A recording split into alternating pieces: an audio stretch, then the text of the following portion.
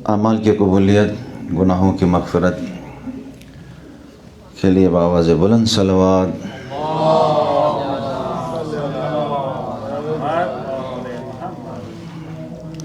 मैं सूरह फुरक़ान की आयत नंबर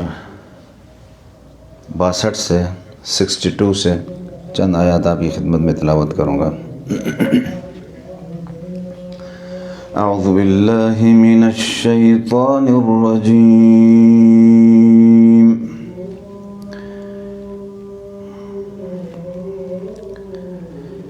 बिस्मिल्लाहिर रहमानिर रहीम। आयत नंबर 61। तबारकल्लज़ी जअल फ़िस्समाइ बुरूजन वजअल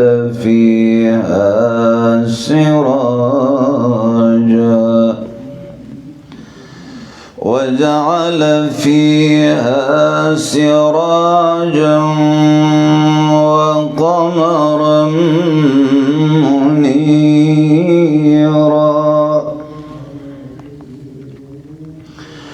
वहुव अल्लज़ी जअल अल-लैल वन्नहारा खिल्फ़तन लिमन अरादा अन यज़्ज़क्कर औ अरादा शुकूरा।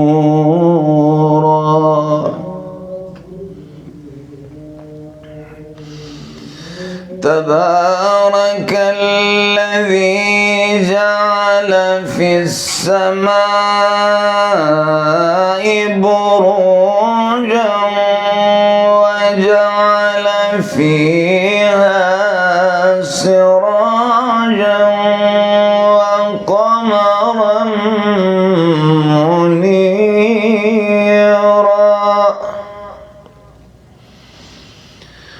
वहुव अल्लज़ी जअल अल-लैल वन्नहारा खिल्फ़तन लिमन अरादा अन यज़्ज़क्कर औ अरादा शुकूरा।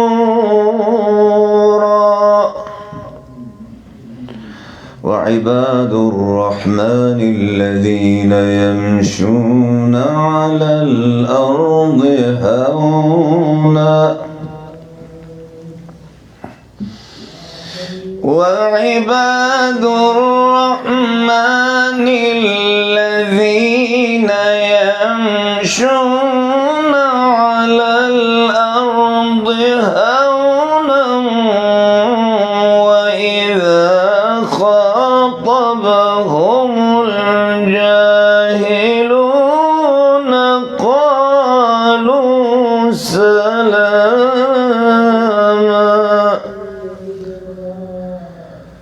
वल्लज़ीन यबीतून लिरब्बिहिम सुज्जदन व क़ियामा। वल्लज़ीन यबीतून लिरब्बिहिम सुज्जदन व क़ियामा। वल्लज़ीन यक़ूलून रब्बना اصرف عنا عذاب جهنم ربنا اصرف عنا عذاب जहन्नम। खुदाया हम सबको जहन्नम के अज़ाब से आज़ाद फरमा बार पड़कर। वल्लज़ीन यक़ूलून रब्बना اصرف عنا عذاب जहन्नम إن عذابها كان غراما إنها ساءت مستقرا ومقاما والذين إذا أنفقوا لم يسرفوا ولم يقتروا والذين إذا أنفقوا لم يسرفوا ولم يقتروا وكان بين ذلك قواما صدق الله العلي العظيم. صلوات الله محمد وآل محمد. عزاداران سید الشہداء، پروردگار عالم ہم سب سے اپنی بارگاہ میں قبول فرمائے. بار دیگر بآواز بلند صلوات.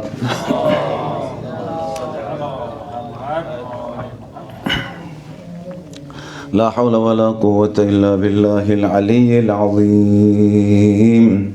بسم الله الرحمن الرحيم. اللهم يا من دلع لسان الصباح بنطق تبلجه وسرح قطع الليل المظلم بغياه بتلجلجه وأتقن صنع الفلك الدوار في مقادير تبرجه وشعشع ضياء الشمس بنور تأججه يا من دل على ذاته بذاته وتنزع عن مجانسة مخلوقاته وجل عن ملاءمة كيفياته يا من قرب من خطرات الظنون وبعد عن لحظات العيون.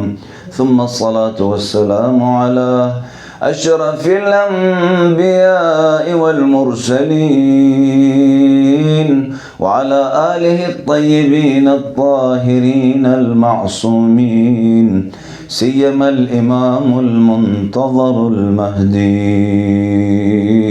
روحي وأرواح العالمين لتراب مقدمه الفدا. يا ليتنا كنا معكم في الكربلاء سيدي فنفوز فوزا عظيما. اللهم صل على محمد وعلى. برادران گرامی، پروردگار عالم کی بارگاہ میں دست دعا ہے، خدا ہمارے اس حضور کو، ان ایام کو، اس عبادت کو اپنے بارگاہ میں خدا قبول فرمائے. ہمارا سلسلہ گفتگو سید الشہداء کے وہ مبارک کلمات اور خطبہ کے دو خطبوں کے حوالے سے ہم نے تھوڑی بہت گفتگو کی اپنی حیثیت کے مطابق. پہلا خطبہ گورنر کے دربار میں مولا حسین علیہ السلام نے گورنر کو جب قتل کی دھمکی ملی تو اس وقت سید الشہداء نے مڑ کر ان کا جواب دیا. یہ کیسے جواب ہے؟ رہتی کائنات تک ہر بیدار دل کے لیے وہ پیغام ہے، جب بھی کسی دربار میں کسی مشکل وقت میں کوئی انسان جائے، حسین گونے اگر بات کرنی ہو تو اس طریقے سے بات کرے گا. اور اسی طریقے سے حجر ابن عدی ہے، انہوں نے بھی معاویہ کے دربار میں اسی طریقے سے بات کی. کہا علی پہ برا بلا کہو، کہا تو کہ علی پہ میں برا بلا کہوں. جب منع کیا بلکہ ان کے خلاف جب بولنے لگے تو انہوں نے کہا کہ بس تمہیں قتل کے علاوہ کوئی راستہ نہیں ہے، یا برا بلا کہو یا قتل. کیا محبت تھی مولا امیر علیہ السلام کی. قتل گوارا کیا اور پہلے بیٹے کو کہا، پہلے آپ کو یا بیٹے کو کہا؟ پہلے میرے بیٹے کو، پہلے میرے بیٹے کو. کون سا باپ ہے؟ کیا محبت تھی. وہ جنہوں نے امیر المومنین کو خود دیکھا تھا. دیکھیں دیکھنے والوں میں کیا فرق ہے، نتیجہ لینے والوں میں کتنا فرق ہے. توجہ ہے یا نہیں ہے؟ اسی لشکر سید الشہداء میں امیر المومنین کے لشکر میں شمر بھی تھا. کربلا میں امام حسین کو شہید کرنے والے کئی لوگ تھے، اور اسی میں حجر ابن عدی بھی تھا. عدی بھی کہتے ہیں، تو حجر بھی تھا. اچھا، اس حجر نے وہاں پر رحمۃ اللہ علیہ معاویہ نے جب کہا کہ سب کرو امیر المومنین پہ، کہا کہ منع کیا، ان کے خلاف بولا، میں علی کے حوالے سے کیسے بول سکتا ہوں؟ کہا مرنا ہے، مرنا ہے۔ تو اس علی کے دیوانے، علی کے ملنگ اور علی کے عاشق نے، اصل کہتے ہیں ملنگ اسے کہتے ہیں کہ علی کے نقش قدم پہ چلنے والے ہستی سے کہتے ہیں، نہیں کہ مثلا علی کی بات بھی نہ مانے اور ادھر سے جو ہے کہ میں ملنگ ہوں، تو یہ سارے تو علی کا ملنگ نہیں ہوتا ہے، علی کا ملنگ حجر کی طرح ہو۔ اچھا، یہاں پر مبادا کہتے ہیں کہ کہیں میرے بعد میرے بیٹے میں کہیں وہ نہ ہو، اس سے پہلے کہ بیٹا میری نگاہوں کے سامنے، پہلے معاویہ نے چاہا کہ جو ہے مولا امیر علیہ السلام کی کے خلاف بولے، دیکھو اس کے بیٹے زندہ ہیں اور آپ جو ہے وہ کیا ہے، آپ جو ہے یعنی کوشش کیا ہے کہ مولا امیر علیہ السلام کو اس میں جنگ میں یہاں پہ ایک بات کہی، تو میں کہا میں شرمندہ ہوں، میں شرمندہ ہوں، علی شہید ہے اور میں زندہ ہوں اس وقت۔ حجر نے ہر بات کا جواب دیا، تو آخر میں اس انداز میں اس کی ویسے یہ بات درمیان میں آ گئی، صلوات اللہ محمد و آل محمد۔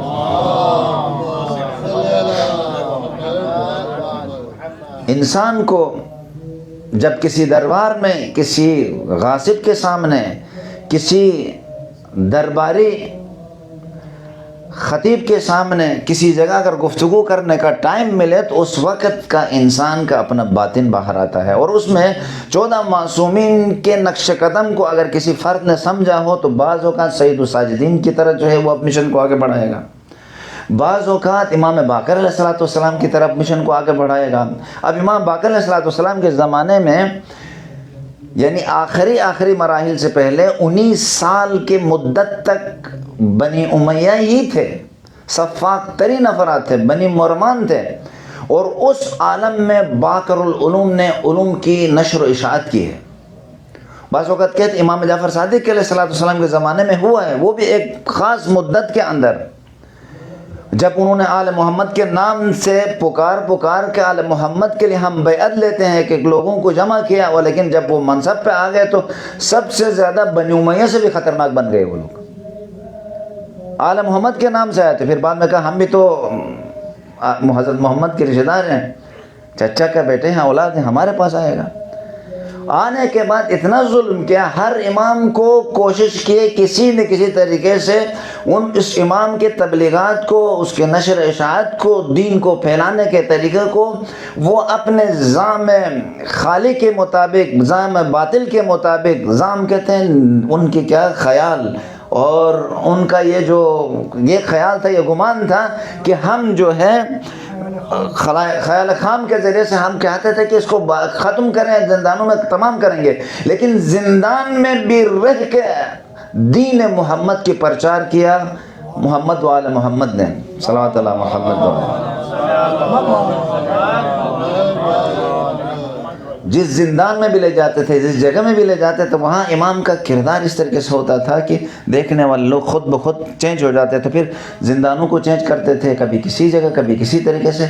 بس ہمیں بھی جہاں بھی جس جگہ میں ہیں، اگر دیندار ہوئے خالصتاً لوجہ اللہ، امام حسین کو اگر سمجھنے لگے اور امام حسین کے کلمات کو اور دیگر ائمہ کے گوہر بار کلام کو اگر ہم دیکھیں گے اور اس کو سنیں گے، اس کے اندر یعنی تدبر اور تفکر کریں گے، تو انسان کے لیے راستہ خدا کھول دیتا ہے۔ یہ ممکن نہیں ہے صدق کے دل سے کوئی قرآن کی طرف جائے اور قرآن کی دہلیز میں سر جھکائے اور قرآن سمجھ میں نہ آئے، یہ ممکن نہیں ہے، یہ عدل الہی کے خلاف ہے۔ اور یہ بھی ممکن نہیں ہے کوئی صدق کے دل سے طہارت کے ساتھ، پاکیزگی کے ساتھ امام کی بارگاہ میں جائے تو امام اس کی ہدایت نہ کریں، وہ آئے ہیں ہدایت کے لیے۔ کربلا میں امام نے کئی انداز میں، کئی طریقوں سے آخری مرحلے تک ان کو جہنم سے بچانے کی کوشش کی، لیکن وہ دنیا ان کے ذہن میں رچی بسی تھی، اور ان کے پیٹ جو خود امام کے جو ہے تصریح اور بات کے مطابق لقد ملیت بطونہم بالحرام، حرام کی وجہ سے امام کے حق بات انہوں نے نہیں سنی، تو اسی لیے سید الشہداء سفینۃ النجات کے سامنے آئے اور ابدی جہنم کے مستحق ہو گئے۔ برادران عزیز، ایک تو یہ خطبہ تھا امام کا، اور دوسرا خطبہ یہ تھا کہ امام کا لطلب الاصلاح فی امت جدی رسول اللہ، اريد ان امر بالمعروف وانهى عن المنکر، اور شب عاشوراء کی وہ دعا، اور ایک اور امام علیہ الصلوۃ والسلام کے آج ایک میں امام نے رات کو شب عاشوراء کو ایک اور خطبہ دیا ہے، اس خطبے کو آپ کی خدمت میں صرف ترجمہ کے حد تک میں آپ کو سناؤں گا۔ نہایت ہی امام علیہ السلام وہ کلمات اور ان کو ملانے کی صورت میں ممکن نہیں ہے کوئی عزادار سید الشہداء پڑھے اور پھر اس کو جو ہے راستہ نہ مل جائے۔ صلوات علی محمد و آل محمد۔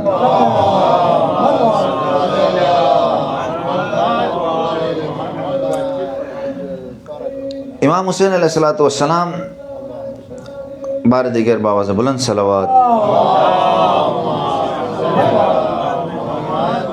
اب میں کھولا تو ایک وہ فضیلت کی ایک روایت آئی ہے، میں وہ سناتا ہوں۔ امام حسین علیہ السلام دخلت علی رسول اللہ، میں رسول اللہ کے پر وارد ہوا، یعنی رسول اللہ کے پاس آیا تو اس رسول اللہ کے پاس وعندہ ابی بن کعب، ابی بن کعب بھی رسول اللہ کے پاس بیٹھے ہوئے تھے۔ رسول اللہ صلی اللہ علیہ وسلم فقال علی رسول اللہ، امام حسین فرماتے ہیں کہ مجھے رسول اللہ نے یہ کہا، مرحبا بک یا ابا عبداللہ یا زین السماوات والارضین۔ یہ سید الشہداء ابھی نوجوان ہے یا ابھی شادی بھی نہیں کی ہے اور بچپنے کا مرحلہ ہے، یعنی نوجوانی کے عالم ہے، تو اس وقت یہ کہا تو پھر ابی کو اعتراض ہوا، وکیف یکون یا رسول اللہ زین السماوات والارضین احد غیرک، آپ کے علاوہ کوئی اور زین السماوات والارضین کیسے بن سکتا ہے؟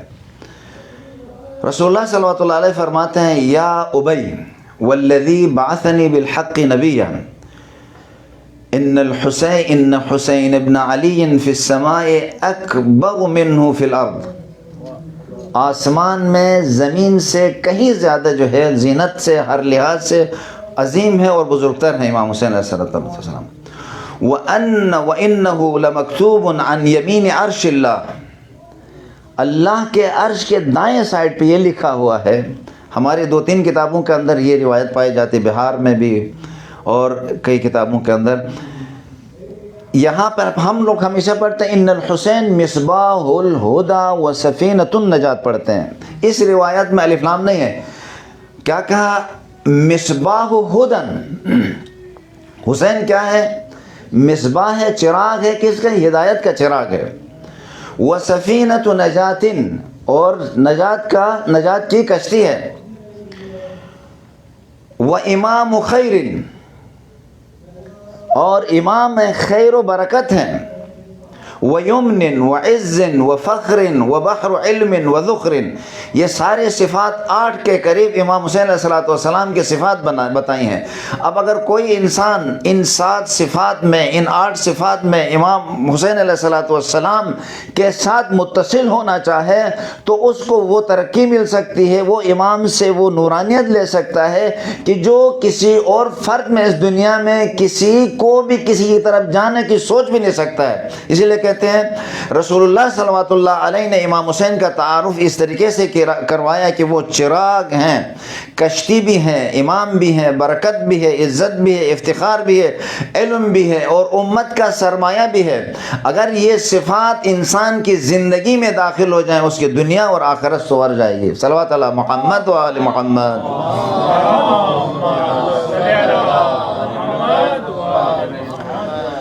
شب عاشوراء کو جو امام نے خطبہ پڑھا وہ یہ ہے، اس وقت ان حالات میں، ان مشکل حالات میں، کل والا خطبہ بھی یعنی سابقاً ہم نے کل جو پڑھا کہ امام حسین علیہ السلام اس نے مہلت مانگی، مہلت مانگنے کے لیے کیا 3 چیزیں مانگی تھی یا 4 چیزیں مانگی تھی؟ کون سی 4 چیزیں تھی؟ سب سے پہلے کہا تھا نماز، دوسرا قرآن، تیسرا دعا مناجات اور استغفار۔ اور آج اس میں ماشاءاللہ دیکھیں آپ لوگ سارے سننے والے اور یاد کرنے والے، صلوات علی محمد و آل محمد۔ عظیم ہے۔ ہمارے استاد اس کو سناتے وقت، ہم نے زمانے میں یہ پڑھا تھا، تو پڑھتے وقت استاد جو ہے سناتے وقت کہتے تھے کہ یہ سید الشہداء کی اس عظیم قدرت الہی اور اطمینان کامل کی منزل ہے کہ اس وقت سید الشہداء کس انداز میں گفتگو کرتے ہیں، کس انداز میں۔ سب سے پہلے کیا کرتے ہیں؟ وہاں پہ اگر ہم جیسا آدمی ہو تو کیا کہیں گے، ہمارے پاس پانی نہیں تھا، خیمے نہیں ہیں، اور وہ نہیں تھا، میں سب یہ، میں یہاں پھنس گیا ہوں، وہ ہو گیا، یہ ہو گیا۔ ہمارے بہت سے لوگ ایسے کرتے ہیں کہ ہمیشہ جو ہے جو چیزیں نہیں ہیں اس کے پیچھے شکایت کرنا شروع کرتے ہیں، یعنی جو ہیں اس پہ نہیں کرتے ہیں۔ لیکن سید الشہداء کے ماننے والوں کو دیکھیں، یہی اقوال معصومین ہیں، یہی مصباح الہدی، یہی سفینۃ النجات ہے۔ اگر ہم پڑھیں گے تو ہمیں راستے کھل جائیں گے۔ امام کیا فرماتے ہیں؟ اثنی علی اللہ تبارک و تعالی، کیا بات ہے، خدا کی تعریف کرتا ہوں، وہ عظیم خدا کی تعریف کرتا ہوں جو بابرکت ہے اور بلند و برتر ہے۔ احسن الثنا، بہترین انداز میں اس کی تعریف کرتا ہوں۔ احسن الثنا یعنی ثنا ہے، تعریف ہے، لیکن میں ان تعریفوں میں سے سب سے بہترین تعریف کرتا ہوں، اور وہ بھی ان حالات میں کہ جب سب کو معلوم ہے کہ کل ہمیں شہید ہونا ہے۔ اور اگلا جملہ، وَأَحْمَدُهُ عَلَى السَّرَّاءِ وَالضَّرَّاءِ، اور خوشحالی اور تنگی، راحت اور مصیبت، ہر حال میں اس کا شکر ادا کرتا ہوں۔ یہ شکر فقط زبانی نہیں تھا، مقام عمل میں جس کیفیت سے سید الشہداء اور اہل حرم اس چیز میں، یعنی ان حالات میں آپ دیکھتے ہیں شب عاشور کو کیا حالت تھی، کیا کیفیت تھی، آپ سب کو اس کے بارے میں معلومات ہیں۔ اللہم، آگے کیا کہتے ہیں؟ اللہم انی احمدک علی ان اکرمتنا بالنبوہ۔ دیکھیں جو نعمت ہے، ادھر بھی ولید کے دربار میں بھی امام نے اپنا منصب کو ذکر کیا کہ کہیں کوئی آدمی جو ہے یہ نہ سوچے کہ کوئی پارٹی بازی ہے یا کوئی ایک فرد آیا ہے، کوئی مقام لینے کے لیے آیا ہے، کوئی منصب کے لیے آیا ہے، کسی جاہ و جلال و مقام کے لیے آیا، نہیں کہا مادن علم نبوت کے گھرانے سے ہیں، ہم پہ وہی نازل ہوتی ہے، وہ ساری چیزیں جو ادھر سنائے۔ اس کے بعد جو ہے یہاں پہ کیا کہا؟ وَأَكْرَمْتَنَا بِالنُّبُوَّةِ، اور تو نے نبوت کے ذریعے سے ہمیں عزت بخشی اس مشکل وقت میں۔ وَعَلَّمْتَنَا الْقُرْآنَ، اور ہمیں قرآن کی تعلیم دی۔ سید الشہداء دیکھیں، شب عاشور ہو یا تمام جگہوں میں قرآن قرآن قرآن قرآن، متعدد خطبوں میں سید الشہداء نے قرآنی آیات مینشن کی ہیں۔ اگر کوئی آدمی انہی آیات کو پڑھے، انہی پہ غور و فکر کرے، تو اس کی زندگی میں تبدیلی آ جائے۔ وَعَلَّمْتَنَا الْقُرْآنَ، یہ خود ایک عظیم موضوع ہے کہ خود ناطق قرآن اور خود ان کو اس انداز میں قرآن کے علم، کیونکہ قرآن کے بھی بہت سارے درجات ہیں، قرآن جو ہے لوح محفوظ میں ہے، اور قرآن کی کیفیت کیا ہے؟ لو انزلنا هذا القرآن، قلب رسول پہ نازل ہوا۔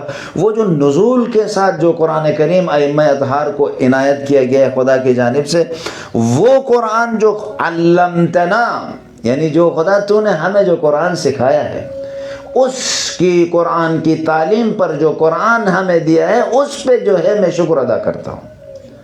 اس کٹھن اور مشکل حالات میں اگر وَفَقَّهْتَنَا فِي الدِّينِ، اور ہمیں دین کے گہرائی کی سمجھ عطا کیا ہے، یعنی دین سمجھایا، ہمیں فقیہ بنایا ہے دین میں، اور یہ نعمت خداوند تبارک و تعالی ہے۔ وَلَمْ تَجْعَلْنَا مِنَ الْمُشْرِكِينَ، اور ہمیں مشرکین میں سے قرار نہیں دیا۔ یعنی اس نعمت کو اپنے اصحاب کے سامنے، سارے اصحاب سامنے بیٹھے ہوئے، سید الشہداء یہ مدح الہی اور وہ الہی نعمتوں کو گن رہے ہیں، یہ نہیں کہہ رہے کہ ہمیں وہ دیا ہے، وہ دیا ہے، مجھے اتنے گھوڑے ملے ہیں یا اتنی زمین ملی ہے یا اتنے پیسے ملے، نہیں، یہ الہی منصب کو ذکر کر رہے ہیں تاکہ اس کے ذریعے سے انسان جو ہے متوجہ ہو جائے، ہدایت پائے، مضبوط ہو جائے کہ ہم کس کے ساتھ ہیں۔ اور یہ خطبہ ہمارے لیے بھی کیا ہے، ہم بھی اس طریقے سے ان آیات کو سن کر اپنے آپ کو اگر تھوڑی دیر یہ ذہن میں بھی لائیں، امیجن کریں کہ ہم بھی وہاں بیٹھے اگر ہوں تو اس طریقے سے سید الشہداء کی یہ خطبہ ہو تو ہماری کیا حال ہوگی، ہماری کیا کیفیت ہوگی۔ پھر آگے کہ امام فرماتے ہیں، اما بعد فإنی لا اعلم اصحابا اوفى ولا خيرا من اصحابي ولا اہل بیت ابر ولا اوصل من اہل بیت۔ اما بعد، اس کے بعد، فإنی لا اعلم، میں نہیں جانتا ہوں۔ یہ کون فرما رہے ہیں؟ امام حسین علیہ السلام فرماتے ہیں کہ اصحابا اوفا، اپنے اصحاب سے زیادہ وفاتر، یعنی کلی طور پر ہے اس کیفیت کے اندر خیر رسول اللہ کو بھی ملے ہیں لیکن وفا والے با وفا والے امیر المومنین کو بھی ملے ہیں، لیکن اس انداز میں اس کیفیت میں جتنے چن چن کے سارے راستے میں فلٹر ہو گئے، اور جو آنے تھے آخر میں جو ہے وہ خلص اور مخلص افراد جو ہے مخلص امام حسین علیہ السلام کی خدمت میں پہنچ گئے، اور ان کے سامنے یہ تھا سید الشہداء کیا فرما رہے ہیں آگے، ولا خیر من اصحابی، اور نہ ان سے بہتر کوئی ساتھی ہے، ولا اہل بیت، اور نہ کوئی خاندان کا وہ ابر اس سے زیادہ نیک ہو، ولا اوصل، اور زیادہ صلہ رحمی کرنے والا، صلہ رحم کرنے والا بھی دیکھو اس حالت میں بھی سید الشہداء صلہ رحم کی بات کرتے ہیں، صلہ رحم کی بات کرتے ہیں۔ اور بہت سے لوگ یعنی اس کے بعد میں نے اپنے اصحاب سے زیادہ وفادار بہتر ساتھیوں کو نہیں پایا، نہیں جانتا ہوں، اور اپنے اہل بیت سے بڑھ کر نیک اور صلہ رحمی کرنے والا کوئی خاندان نہیں جانتا۔ اور اس کے بعد سید الشہداء فجزاکم اللہ عنی جمیعا خیرا، یہ دعا سید الشہداء کے قیامت تک سب کے ساتھ ہے، ہمارے ساتھ بھی ہے اور ان کے ساتھ بھی ہے۔ اگر ان اصول و ضوابط اور ان باتوں کے پابند اور ان پر چلنے کی کوشش کی تو اللہ تعالیٰ آپ سب کو میری طرف سے بہترین جزائے خیر عطا فرمائے۔ یہ اوپر والا خطبہ سنانے کے بعد الا وانی اظن یومنا من هؤلاء الاعداء غدا، سن لو میرا گمان یہ ہے، میں یہ سوچتا ہوں کہ کل انہی دشمنوں کے ہاتھوں ہماری آخری آزمائش کا دن ہوگا۔ سید الشہداء بتا رہے ہیں دیکھیں ایسا نہیں ہے کہ کل بچ جائیں گے، جس طریقے سے بعض اوقات بعض لوگوں کو دھوکہ دے کے مختلف لوگوں میں جا کر یعنی وہ بڑے والے آفیسر جو ہے سامنے والے جو ہیڈ ہوتے ہیں وہ ان کو خود مروا کے خود بھاگ جاتے ہیں یا کسی اور ملک نکل جاتے ہیں، کسی کیا ہو جاتے ہیں۔ لیکن سید الشہداء کہتے ہیں کہ یاد رکھ لینا کہ کل راستے سے بھی کئی لوگ اس طرح واپس ہوئے تھے کہ وہ سوچ رہے تھے کہ سید الشہداء جا کے ادھر جو ہے حکومت لے گا تو ہمیں مقام دے گا، منصب دے گا، اس لیے آئے تھے۔ جب معلوم ہو گیا کہ اس سفر میں موت ہے اسلام کی آبیاری کے لیے تو اس میں سے وہی بچے جو اس چیز کو انتخاب کر کے آئے تھے۔ صلوات علی محمد و آل محمد۔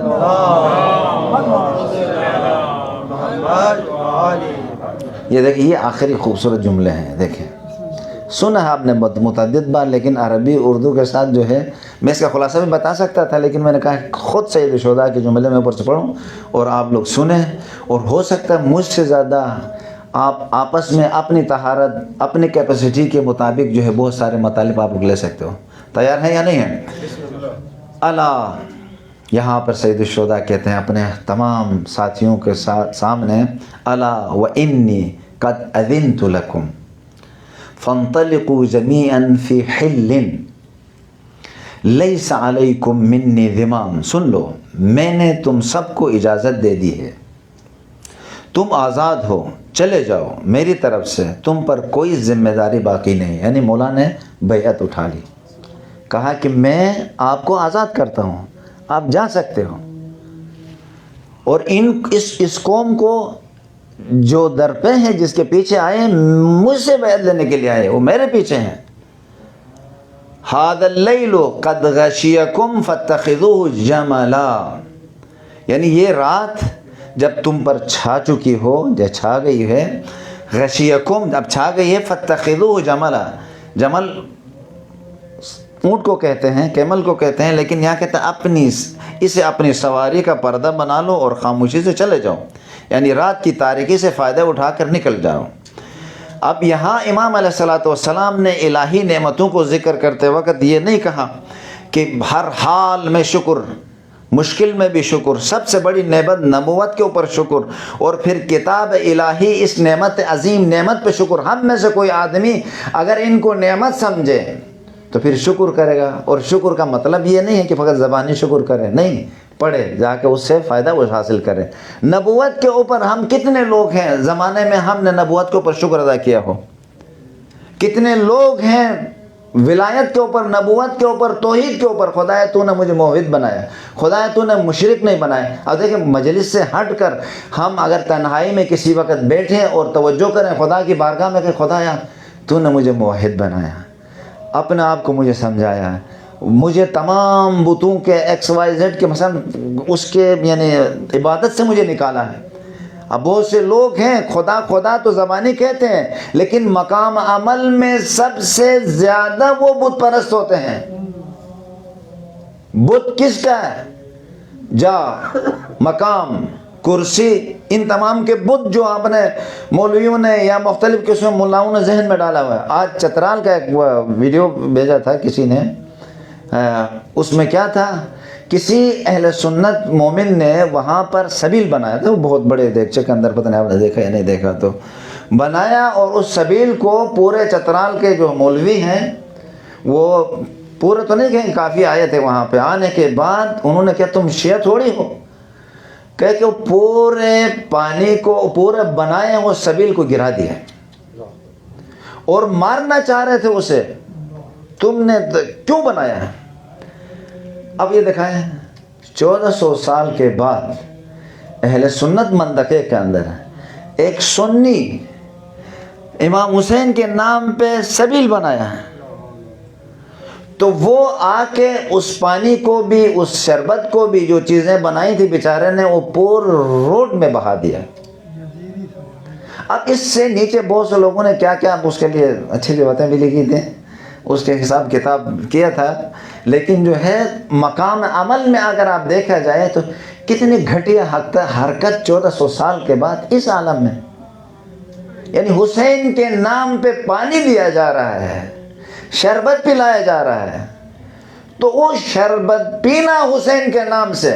پھر نیچے کس نے لکھا تھا، کسی اور نے بھی لکھا، میں نے بھی تھوڑا دیا، کہ مسئلہ ہے کہ اگر یہاں یزید اور یزید کے بابا کا اگر کوئی تذکرہ ہوتا تو کبھی بھی ان کو حساسیت نہیں ہوتی، معاملہ حسین کا تھا، جس کی وجہ سے 1400 سال کے بعد اہل سنت منطقے میں پلانے والا پانی کو گرا دیا۔ اور کسی آدمی نے کہا تھا یار تمہیں اتنا بھی خوف خدا نہیں آیا، حسین کے نام پر اس نے اتنا خرچہ کر کے شربت بنایا تھا، سبیل بنایا، تو اس پورے کو تم نہیں پیتے تو نہیں پیتے، لوگوں کو پینے دیتے، کیوں گرا دیا؟ اور اس کی توہین کی۔ جن لوگوں نے 1400 سال کے بعد یہ کام جو کر رہے ہیں، اور اس وقت بعید تھوڑے تھا، اب بعید نہیں ہے ان لوگوں سے جو اس کیٹیگری کے لوگ ہیں، اس فکر کے لوگ ہیں، بنی امیہ کے نسل سے جن کا تعلق ہے، اور جن کے دلوں میں حسین اور آل حسین کی محبت نہیں جائے گی، یہ لوگ کیا کرتے ہیں، اس وقت بھی ایک قطرہ پانی نہیں دیا۔ کہتے ہیں حضرت علی اصغر کے لیے کتنا پانی چاہیے تھا۔ بعض روایت میں امام حسین نے حضرت علی اصغر کو اپنے ہاتھوں سے اٹھا کے، آیت اللہ یہ فلسفی کے کرام کے بہت بڑے خطیب گزرے ہیں، وہ بتا رہے تھے ریت پہ رکھا اب عبداللہ الحسین نے، تم خود پلاؤ، رکھا، نہیں جواب آیا، پھر حضرت علی اصغر کو اپنے ہاتھوں میں اٹھا کے بلند کیا، ہاتھوں میں جب لایا تھا ادھر سے، جب حضرت علی اصغر نے وہ ادا کی، اپنی مبارک زبان جو ہے یعنی مانگنے کی کوشش کی، کہ بعض مقاتل میں بتاتے ہیں کہ خشک زبان کو خشک ہونٹوں میں جب پھیرنی شروع کی تو فوج اشقیاء کے اندر گریہ ہونے لگا۔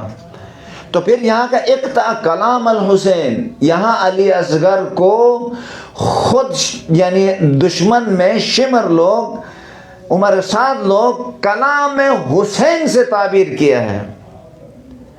حسین کے اس کلام کو، اس خاموش کلام کو قطع کرو تاکہ کہیں میرے فوج کے اندر انقلاب نہ ہے۔ اور 1400 سال کے بعد یہی کیفیت، اور ابھی بھی یہی ہے، سبیل کو گرا دیا، یعنی واقعاً تعجب کی بات ہے۔ اور دین کی سمجھ پر خدا کا شکر ادا کرنا، یہ سید شہداء کے اس جملے سے، اور آنکھ اور دل اور دیگر جو نعمتیں خدا نے عنایت کی ہیں ان سب پر جو ہے خدا کا شکر ادا کرنا۔ برادران، یہ خطبے ہیں کہ جو ہماری زندگی میں تبدیلی اور چینجنگ لا سکتے ہیں۔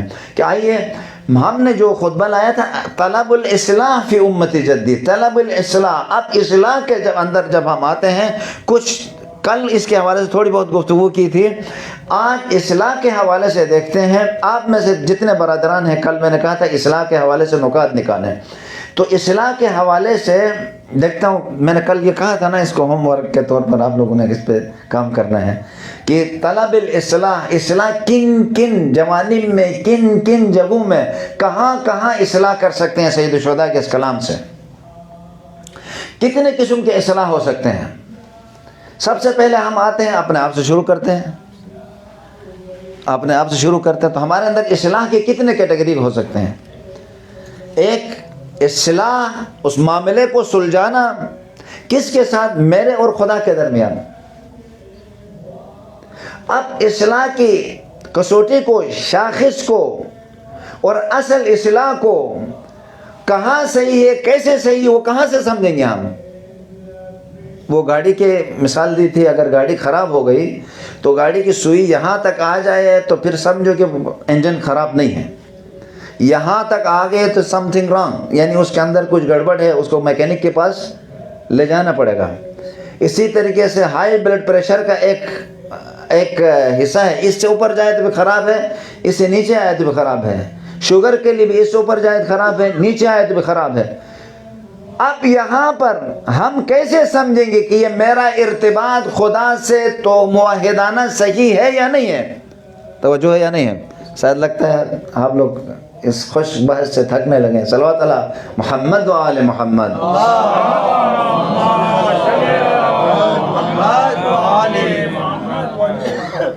وہ کہاں سے ہم سمجھیں گے؟ وہ کتاب خدا ہمیں بتائے گی کہ توحید کا رابطہ خدا کے ساتھ کیسے ہونا چاہیے۔ اب میرے ساتھ ایک تو خدا کے ساتھ رابطہ ہو گیا، اور پھر دوسرا رابطہ جو ہے میرے مخلوقات کے ساتھ، جتنی مخلوقات ہیں میرے ارد گرد، چرند پرند، اگر مال مویشی ہے تو مال مویشی کے ساتھ کیا ہونا چاہیے، گھاس کے ساتھ، درختوں کے ساتھ، پانی کے ساتھ، ہمسایوں کے ساتھ، ماں باپ کے ساتھ، بہن بھائی کے ساتھ۔ اگر ان حقوق کو، ان روابط میں اصلاح کے ساتھ ان کو ٹھیک کر کے اگر انسان چلے گا تو بلندیوں تک پہنچ سکتا ہے۔ اگر کوئی انسان اپنے صلوات علی محمد و آل محمد،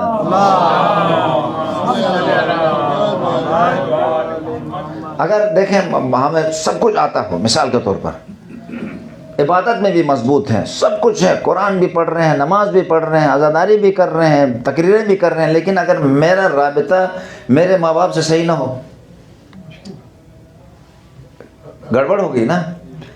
اب اس کو کیسے ٹھیک کریں گے؟ کہاں سے ٹھیک کریں گے؟ کیسے ٹھیک کریں گے؟ قرآن کی طرف جانا پڑے گا، اہل بیت اطہار کے دروازے پہ جانا پڑے گا۔ اب یہاں معلوم ہوگا کہ میری محبت کتنی ہے۔ اس محبت کے بنا پر میں ان سے محبت کروں گا، ان کے ساتھ رابطہ سیٹ کروں گا۔ ایک تو فطری طور پر ایک آدمی بلی کے اوپر بھی رحم کرتا ہے، بہت سے لوگ یہاں بلی پرست بھی ہو گئے ہیں، بلیوں کو چلاتے ہیں، اور جو آخر میں بچے کم ہونے کے بنا پر کتوں سے بھی دوستی ہو جاتی ہے۔ یعنی بعض وقت چھوٹے بچے چلو کسی بلی سے ادھر ادھر وہ کریں تو الگ بات ہے، لیکن میں ایک اشرف المخلوقات پچھلے مرتبہ بتایا نہیں بتایا، کچھ نوجوان آئے تھے کچھ مدت پہلے، کہا وہ کتے پالنے کا بڑا شوق تھا ان کو، ماں باپ اجازت نہیں دے رہے تھے، بچوں کے اندر جو ہے ٹھاٹھے مار کے جو ہے وہ کتے کی محبت سموئی ہوئی تھی، جمع ہوئی تھی۔ وہ تقریباً ہمارا یہ جلسہ یا میٹنگ تقریباً 2.5-3 گھنٹے، ڈیڑھ گھنٹے سے اوپر چلا گیا۔ اچھا بحث کر رہے تھے کیا مسئلہ ہے، کتا وہ باہر ہوگا، خدا کی مخلوق ہے، اگر ہم اس پر کچھ کھلاتے ہیں، کچھ دیتے ہیں اور اس کے لیے کچھ جگہ بناتے ہیں، باہر رکھ دیتے ہیں، اور پھر رکھنے کے بعد اس کے دن کو وہ کرتے ہیں۔ میں نے کہا جب کتا رکھتے ہیں تو اس کی کوئی ذمہ داری بھی ہے نا، وہ بھی مخلوق خدا ہے۔ ہاں ہے۔ پھر یہاں کا قانون بھی یہ کہتے ہیں کہ کتا رکھنے کے بعد اس کو واک کروانا ہوتا ہے، چاہے خود کرو یا نہ کرو، کتے کی واک کروانی ہوتی ہے نا، تو کتے کی واک کروانی پڑتی ہے۔ تو ساری چیزیں، کھانا 3 ٹائم 4 ٹائم لاؤ گے، کھلاؤ گے، کرو گے۔ ہاں اگر اس کی ضرورت ہے کسی جگہ میں، یا کسی گھر میں چوہے آتے ہوں، یا کوئی مسئلہ ہو، یا چھوٹے بچے ہیں بعض اوقات کھیلنا چاہتے ہیں، تو ڈزنٹ میٹر، وہ بچے خود مشغول ہوتے ہیں، بجائے ان کے جا کے مشینوں سے کھیلیں، اگر کوئی بلی کے ساتھ اپنا آپ کو بہلائیں تو مسئلہ نہیں، لیکن مقصد یہ ہے کہ ہدف یہ بناتے ہیں بلی سے بڑھ کر ہم کتے کی طرف۔ وہ آخر میں ان کے ساتھ بحث کے نتیجے میں خلاصہ کرتا ہوں، اینڈ اب آخری بحث میں جاتا ہوں، ان سے بات یہ ہو گئی بھائی آپ کیا ہو اور کتا کیا ہے، آپ افضل ہیں یا کتا افضل ہے؟ تو وہ بھی خدا کے، آخر اس حد تک ذہن بنائیے وہ بھی خدا کی مخلوق ہے، ہم بھی خدا کے مخلوق ہیں، کیا فرق پڑتا ہے؟ یعنی اس حد تک یعنی وہ بھی خدا کی مخلوق ہے، ہم بھی خدا کی مخلوق ہے، اس میں کوئی شک نہیں ہے، وہ بھی خدا کی مخلوق، آپ افضل ہیں یا وہ افضل ہیں؟ اچھا میں نے پھر پوچھا کہ آیا کتا آپ کی خدمت کے لیے خدا نے پیدا کیا ہے یا ہمیں کتے کی خدمت کے لیے پیدا کیا ہے؟ تو وہاں تھوڑا سا رک گئے کہ نہیں، ہمیں جو ہے کتے کی خدمت کے لیے نہیں بلکہ کتا ہماری خدمت کے لیے پیدا کیا ہے۔ کسی جگہ مسئلہ ہو، مال مویشی کا مسئلہ ہو، رات کو دشمنوں کا آنے کا مسئلہ ہو، تو اس وقت خیر وہ قلب معلم کہتے ہیں، اس کا رکھنا بھی حرج نہیں ہے، اس پہ ٹائم بھی لگائے تو حرج نہیں ہے، کیونکہ وہ ضرورت ہے، ضرورت کے تحت۔ لیکن ادروائز مجھے ضرورت نہیں ہے، شوق کے طور پر رکھتا ہوں، تو شوق کے طور پر اگر یہی ٹائم انسان اپنے اوپر دے۔ وہ کسی جگہ میں بندر کو ایسے اس کی تربیت دی تھی کہ وہ ڈبے میں بیٹھ کر پتہ نہیں کیا کیا حرکات کر رہا تھا، اور خود بیچارہ پھٹیچر بن کے وہ بندر کے ذریعے سے پیسے کما رہا تھا، تو سائٹ والے نے کہا کاش یہ محنت اپنے اوپر کرتا تھا، یہ کہاں سے کہاں پہنچ چکا ہوتا ہے۔ صلوات علی محمد و آل محمد۔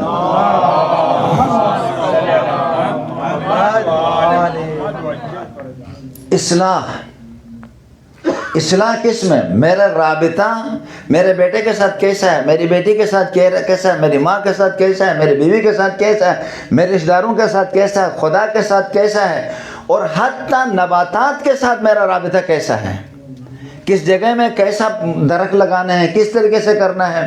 بہت سارے پہاڑوں میں، جنگلوں میں، جیسے ہمارے علاقوں کے سائڈ میں جب ہم چھوٹے تھے تو قریب قریب جنگل پائے جاتے تھے، قدرتی جو ہے وہ پہاڑوں میں جو ہے بڑے بڑے درخت وغیرہ ہوتے تھے۔ جو گاڑیاں آ گئے، روڈ بننا شروع ہو گیا، ادھر سے کاٹ دیا، کاٹنے کے بڑے درخت پھینکے، وہ چھوٹے موٹے نیچے وہ بھی پس گئے، اور ابھی وہ سارے پہاڑ جو ہے کیا ہے، خشک اور بنجر جو ہے وہ نظر آتے ہیں۔ اگر انسان اگر رحم کرے یہاں پر، تو اگر بڑے والے کو کاٹتے ہو تو 3 چھوٹے لگاؤ تو اگلے نسلوں کے لیے بھی ہوگا۔ یہ ہمارے نیچر کے ساتھ رابطہ ہے۔ اگر یہ رابطہ نہ کرے تو بددعا لگے گی لوگوں کا، خدا کی طرف سے، حتی ان درختوں کی جانب سے ہمارے اوپر بددعا لگے گی۔ جب بغیر کسی یعنی ریزن کے میں اس چھوٹے درخت کو ختم کرتا ہوں، میں تباہ کر دیتا ہوں، تو بعد والی نسلوں کے لیے حتیٰ ویدر کے حوالے سے جو مسائل ہیں وہ بھی ان میں بھی خرابی لانے میں سبب بنتا ہوں۔ پانی ہے، اگر میں 1 کلو سے کام حل ہو سکتا ہے کہ اگر میں 3 4 کلو 10 کلو میں ضائع کروں، تو یہاں بھی میرا جو ہے اصلاح نہیں ہے۔ یہ طلب الاصلاح فقط یہ نہیں ہے کہ کسی کے ساتھ جنگ ہو یا لڑائی ہو اس وقت میں اصلاح کر کے جاؤں، نہیں، چھوٹی چھوٹی چیزوں سے کو انفسکم سے اصلاح شروع ہوگا۔ اب یہ باتیں ہیں، کو انفسکم۔ جب میں سیٹ ہوا تو پھر فیملی میں ایک ٹھیک ہو گیا۔ مثال کے طور پر مجھے دیکھ کے بیوی کو بھی اثر پڑے گا، بیوی کو دیکھ کے بچوں پہ بھی اثر پڑے گا، پھر آپ کے خاندان کو دیکھ کے آس پاس والوں کو بھی اثر پڑے گا۔ He is good family, is good man, good woman, یعنی اس کے بارے میں کہیں گے ایسے ہو گیا نا۔ صلوات علی محمد و آل محمد۔ معذرت میں نے باتوں میں کے زیادہ ٹائم لے لیا آپ لوگوں کا، آئندہ جو آپ لوگ آتے ہیں وہ بھی نہیں آئیں گے۔ صلوات علی محمد و آل محمد۔ خصوصاً ہمارا حیدر بھائی تو 2 3 4 کہیں گے، مولانا صاحب جو ہے وہ چھوڑتے نہیں ہیں، اوپر گئے تھے، لیکن ہاں میں اپنے ٹائم پہ کوشش کروں گا انشاءاللہ 1 گھنٹے کے اندر ابھی 15 منٹ ہیں اس میں انشاءاللہ کوشش کرتا ہوں۔ خیر، اب یہ ہے طلب الاصلاح کے حوالے سے میں حیدر بھائی سے بھی، اپنے شاہ جی سے بھی، اسد شاہ جی سے بھی کل پرسوں میں دیکھوں گا کہ اس طلب الاصلاح کے حوالے سے ایک پیج آپ سب نے لکھنا ہے۔ فقط میں تو نہیں لکھوں، مسلم بھائی، میں شاہ صاحب سے، اپنے جعفر بھائی سے بھی، یہ ماشاءاللہ پڑھے لکھے آدمی ہیں، اور خدا ان کو اپنا حفظ و امان میں رکھے، ان کا سایہ یہاں پہ مسجد پہ اور تمام جگہوں میں خالق کائنات ان کے نمازیوں کو، دوستوں کو، سب کو۔ خلاصہ یہ کہ اس چیز کے اوپر ہم دیکھیں کہ طلب الاصلاح اقتصاد میں، اجتماع میں، لوگوں کے درمیان، خاندان میں سب سے پہلے خود سے شروع کرنا ہے۔ کو انفسکم و اہلیکم۔ آئیے انشاءاللہ سید الشہداء کے اس مبارک کلام کو بجائے ان کے ہم آسمانوں میں اور بڑی بڑی چیزوں میں جانے کے بجائے ہم چیک کریں کہ میرے اعمال کس طریقے سے خدا کے بارگاہ میں، آیا میں اس قابل ہوں کہ سید الشہداء جب بلائیں، امام زمانہ بلائیں تو میں اس کے لیے جا سکتا ہوں یا نہیں جا سکتا ہوں۔ اور ایسا مصلح فرد جو ایسا خیال رکھتا ہے تمام چیزوں میں کھانے میں، پینے میں، دیگر دوسرے نشجات چیزوں میں، سونے اٹھنے میں اگر یہ خیال رکھے تو وہ آدمی مفید انسان ہوتا ہے، وہی محمد زمانہ کا بھی کام آتا ہے، اور اسے قرآن بھی سمجھ میں آئے گا، کیونکہ وہ نعمتوں سے صحیح استفادہ کر رہا ہوتا ہے۔ اور جنہوں نے یہ نہیں کیا حجت خدا کے سامنے آ جائیں گے، کیونکہ ان کے اصلاح رابطہ ہی صحیح نہیں ہے۔ اصبروا وصابروا ورابطوا واتقوا اللہ، یعنی سورہ آل عمران کی آخری آیت میں اصبروا، مشکلات ضرور آئیں گی، اس میں صبر کرنا ہے اور رابطہ کرنا ہے، رابطے میں رہنا ہے، اور ایک دوسرے کو صبر خود بھی کرنا ہے اور صبر کی تلقین بھی کرنا ہے۔ والعصر ان الانسان لفی خسر الا الذین آمنوا وعملوا الصالحات وتواصوا بالحق وتواصوا بالصبر، لا الہ الا اللہ۔ اور جنہوں نے صبر نہیں کیا دنیا کے خاطر حق کو ذبح کیا، یہ وہ قیامت کی راتیں ہیں، عزاداران سید الشہداء قیامت کی راتیں ہیں۔ کل شام میں غریباں تھیں، غریبوں کی رات تھی کل۔ محمد کے گھرانے کو ان ظالموں نے، باغ محمد کو کس انداز میں بے رحمی کے ساتھ وہ وار کیا، وہ قتل و غارت کی، بے رحمی سے ہر پھول کو انہوں نے توڑنے کی کوشش کی۔ اور کربلا کے اس بد میں کل سنایا تھا کہ ان پھولوں کو کس طریقے سے انہوں نے جو ہے گرایا، لا الہ الا اللہ۔ آج ان پھولوں کے سروں کو لے کے گئے تھے شام، کوفہ لے کے گئے تھے، اور کوفہ لے جانے کے بعد تدبیر دیکھیں ان کی تدبیر۔ آج اس وقت اہل بیت اطہار سن 61 ہجری میں رات کو کوفے جا سکتے تھے، یعنی تیاری کر کے جس انداز میں ہوا، جب لے کے آئے کوفے کے دروازے پر تو شام ہو گئی تھی، تو کہا روکو وہاں پہ، یہ قیامت کی رات ہے۔ کیوں روکو؟ اس کے دو علتیں بتاتے ہیں، لیکن سب سے بڑی علت یہ ہے کہ کل روکو تو ہم اپنے فتح کا اعلان کریں گے اور کوفے میں دکھائیں گے، دیکھو ہم نے آل رسول کے ساتھ کیا کیا ہے اور کس طریقے سے ہم کامیاب ہو گئے ہیں، تاکہ ان میں ان کو دن کو سارے لوگ جمع ہو جائیں گے، جشن منائیں گے اور اہل بیت اطہار کو وارد کریں گے۔ عزاداران سید الشہداء، یہی قافلہ امام علی علیہ السلام کے زمانے میں جب کوفے آیا تھا، امام علی علیہ السلام نے کہا تھا کہ روکیے قافلہ کو، جب رات کا اندھیرا چھا جائے تو اہل حرم کو کوفے میں لے گو، کوفے میں داخل کرو۔ آج اس کے برعکس ان ظالموں نے کوفے کے دروازے پر شہر کے باہر روکا، اس لیے روکا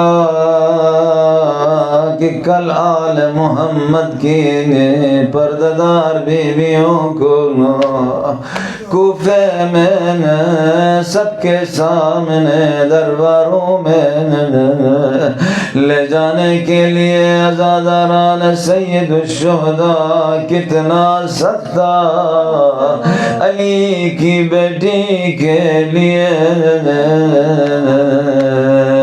زندگی میں پہلا سفر تھا کربلا سے کوفہ تک، جس میں نہ غازی تھے نہ سید الشہداء، سوائے امام زین العابدین کے، ان کے بھی ہاتھ بندھے ہوئے تھے، گردن میں تو